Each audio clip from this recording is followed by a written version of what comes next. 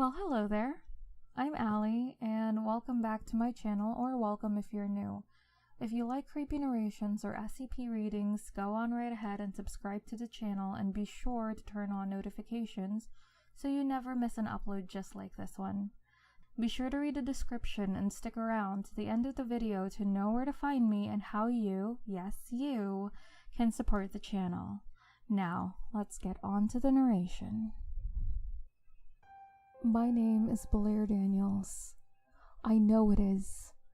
But now, I'm not sure Blair Daniels even exists. Here, check out my Reddit account. The account is just gone, along with all my posts. Every post, every comment. It's not just deleted. It's as if I never posted it, never had an account. And it doesn't stop there. All of my social media accounts are wiped. My Facebook is gone. I couldn't log in, and when I made a new account, I couldn't find my profile. It's just gone. After a lot of searching, I finally found a friend's profile, but when I searched through her photos, none of them had me in it, even though I know there were lots of photos of us set to public. Just gone. All of this started the morning of January 31st. Like usual, I checked my phone before even rolling out of bed. I didn't have any new texts, calls, messages, which was weird, but I didn't think much of it at the time. But then I tried to log into Reddit. I couldn't get in. Each time it gave me the error incorrect username or password. I figured it was just a Reddit glitch, but soon found out I was wrong. Then I found out it wasn't just online. On February 1st, I went to American Diner for dinner. I've been a regular there for years. Most of the waitresses and staff know me. Every time I go, I order a cheeseburger with no cheese, allergy reasons, and they always laugh. When Sandy sauntered towards my table, I gave her a wave. "Hi, Sandy!" "Hi," she said back. She seemed much colder than usual. "How's Jim?" She didn't respond to this. Instead, she asked, "What can I get for you tonight?" "The usual," I replied. "The usual?" she asked, eyebrow raised. "Yeah, you know, a cheeseburger without cheese." "Okay," she said, looking at me weird. As I ate, I waved to a few other members of the waitstaff that I recognized. None of them waved back. Finally, I went up to the counter to pay for my meal.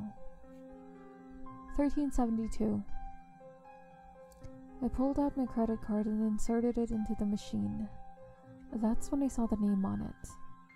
Rebecca R. Pierce. That's not my name. The stupid chip reader alarm blared in my ear. I grabbed it back, signed the receipt, and ran out of the diner. Maybe it's not my card. I did drop my card a few weeks ago on the sidewalk. Maybe someone else had too, and I'd pick up the wrong card? It was far-fetched, but not impossible. But when I opened my wallet, I saw something far worse. My driver's license. The tiny photo of myself stared up at me, a mischievous grin on her face. Underneath it, the name, Rebecca R. Pierce. I pulled out of the parking lot and raced home. Then I collapsed on the couch. For the first time, I was glad I lived alone. I rocked back and forth, trying to remember what I'd done yesterday, what I'd done the past few days. Somehow the memories seemed foggy, like they were memories from years and years ago, not just days. Dinner with Missy, visiting my mom, hiding out in the neighbor's house. Wait, what? I tried to concentrate. The memory was foggy, vague, but I remembered it. Yes, hiding out in my neighbor's house with blood on my hands. No, it must have just been a nightmare. I stood up and paced the room. Then I opened the fridge. There was nothing inside except for the groceries I'd bought and a huge jug of maple syrup. As soon as my eyes fell on it, another memory hit me. Making maple syrup with Dad, something dark and thick coming out instead. I shook my head, trying to shake out the memory. I picked up my phone, but when I did, I noticed an icon I hadn't before, for an app called How Will You Die? It sounded familiar, but I ignored it and dialed my mom's number. The number you have dialed is no longer in service. That's when I really started to panic. I ran through the house, opened drawers, flipped through books. Notebooks from childhood no longer had my name written on them. Where my name was written on the first page, it was scribbled out beyond recognition. Something seriously wrong is going on. And that's not all. I think I have a son. Had one. Now I seem to live alone, in this sparse small house in the middle of nowhere. I remember a little blonde boy with brown eyes, but I've searched the closets, the rooms, and I haven't found a shred of evidence that he ever existed. No teddy bears, no little toy cars, no diapers, no crib. I don't know what's going on, but I'm really, really scared. Edit. 3:53 p.m. It appears that the Blair Daniels account has been restored. Now to figure out who restored it, and why, and if I can get back to it, and see if anything else in my life changes. Edit. 5:07 p.m. Someone in the comments said they tried to message Blair Daniels on Facebook. Whoever responded is not me. I never got those messages.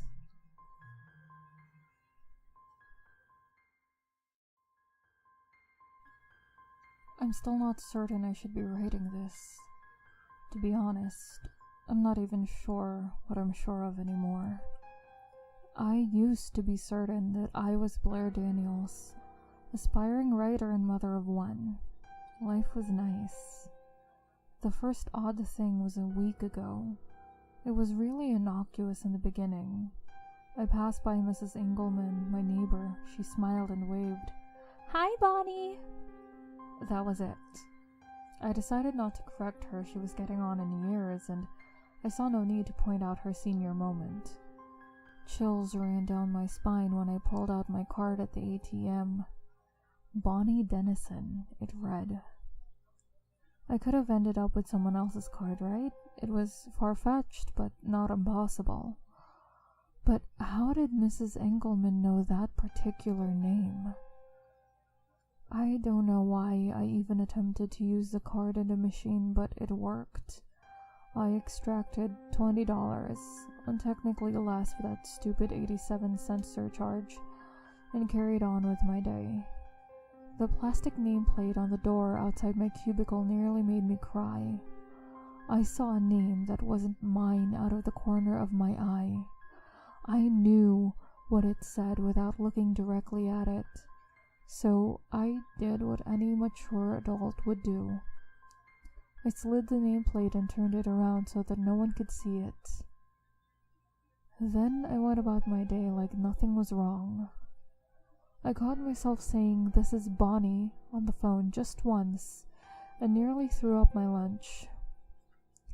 It was getting to be too much, so I did the most sensible thing to deal with stress at work. I logged into Reddit. That's when I found the little floating snoovatar informing me that user Blair Daniels did not, in fact, exist. It was too much. I had to talk to someone about this. I needed tangible proof that I was real. But there wasn't a single person in my phone with the last name Daniels. Every one had been changed. The feeling in the pit of my stomach was one of complete violation. I'd reclaimed my family name after my husband walked out on me and Kevin, and its complete erasure felt so personal that I wanted to scream. I left work early that day and headed to the city park. I sat by the pond and didn't attempt to interact with anyone.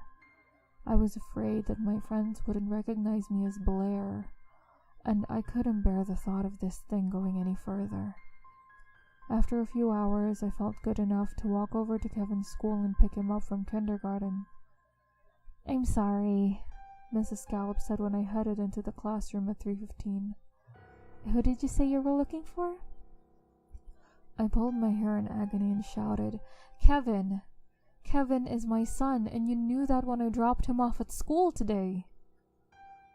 Miss Scallop looked genuinely terrified of me. I didn't want to find out what either one of us might do if I pressed the issue, so I ran out of the classroom. Before I even got to the car, I pulled out my phone and dialed 911. Nearly in hysterics, I tried to explain things to the operator.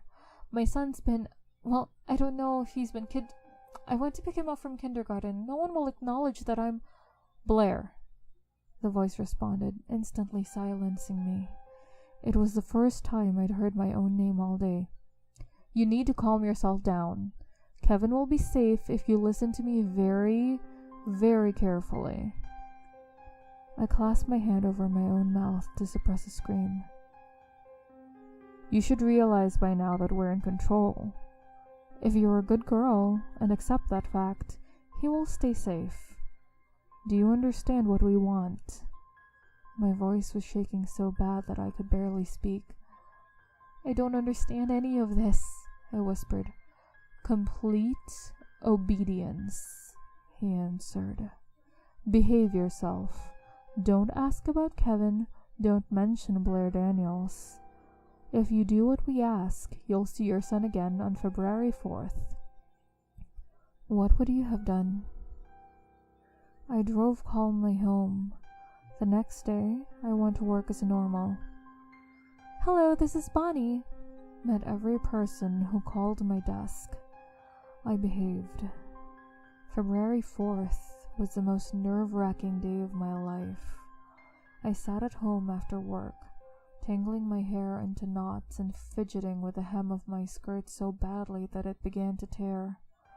The sound of screeching tires startled me. I heard a door opening, then closing, then finally a van peeling away. I ran out the door to find Kevin standing alone on the sidewalk. I pulled him into the biggest hug of my life and asked him if he was hurt. "I'm okay, Mom," he said with startling calm. "Please don't ever make them take me away again." I passed the rest of the night in a dreamlike state. After putting Kevin to bed in his own room, finally, I went online one last time before sleeping. Someone had shared my story on Reddit. Sort of. A woman by the name of Rebecca R. Pierce also claimed to be Blair Daniels. Was this someone trying to intimidate me? Or is there really another person who experienced the same thing? I decided to be good. I thought that silence was my friend, so I chose not to respond to her post, but instead walk away from my computer and turn out the light. That's when I saw the glow from a single cigarette come to life outside my bedroom window. Someone was in my backyard. The cigarette didn't move, which meant that its owner was standing still, watching me. I quietly went to bed. He was gone the next morning, but I found several cigarette butts in the yard. The same thing happened the next night. I gave myself a deadline of 3 nights. If he didn't go away before then, I knew in my heart of hearts that they would never stop watching and Kevin would never be safe. He was still there last night. I pretended that I was driving Kevin to school this morning, but I kept right on going. We're still traveling now. I don't have any other goal than to keep running. This post serves as a record of what they've done to us. It may or may not get removed. I don't know what's going to happen, but I need the world to hear me. I'm the real Blair.